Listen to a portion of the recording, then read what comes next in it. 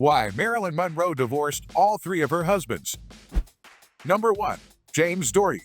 Marilyn was born Norma Jean Mortensen. She grew up with foster parents in California, but they had to relocate for job reasons when she was 16. The laws at the time prevented them from taking Norma along. She would have been placed in an orphanage. To avoid this fate, Norma's parents married her off. James was their neighbor's 21-year-old son.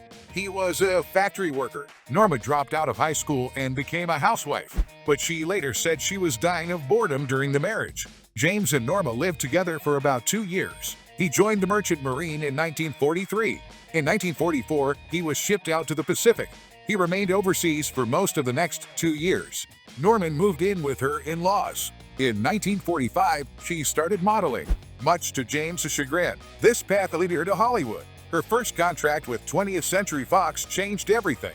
For one, she was made to choose another name. Norma became Marilyn Monroe. The contract also stipulated that she had to be unmarried. So, she divorced James, who received the papers in the South Pacific.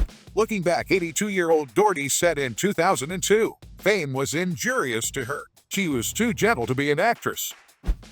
Number 2. Joe DiMaggio. In 1952, Monroe started seeing Joe DiMaggio. They married at the San Francisco City Hall. In January 1954, this was front-page news. But DiMaggio turned out to be possessive and jealous. He resented Marilyn's popularity and sex symbol status. In September 1954, Monroe began filming The 7-Year Itch. The studio decided to generate advance publicity. They staged the famous shot with Monroe standing on a subway grate. The stage shoot lasted for several hours. It attracted nearly 2,000 spectators. But DiMaggio was absolutely livid.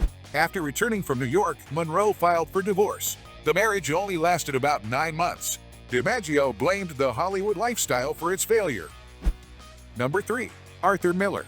Monroe was introduced to Miller by Elia Kazan. The two have known each other since 1950, but their friendship blossomed into romance after her divorce. Monroe married Miller in 1956. She converted to Judaism. This led Egypt to ban all of her movies. The couple's images were diametrically different. Monroe was widely seen as a bimbo. Miller was a respected intellectual. No wonder Variety announced their union with the headline, "Egghead Weds Hourglass." Monroe really wanted it to work. "This is the first time I've been really in love," she said. Sadly, she suffered 2 miscarriages. Her dependence on pharmaceuticals grew. Then she found Miller's journal. He allegedly wrote that he was often embarrassed by his wife. Miller wrote several scripts for Monroe. One of them was Let's Make Love. Miller's intentions backfired. Monroe had an affair with her co-star Eve Montan. The last movie she ever made was also Miller's. It was a misfit, and a couple drifted apart during filming. He started dating movie photographer Ingham Morriff. She obtained a Mexican divorce in January 1961. The Misfits was released the next month. It was a failure too.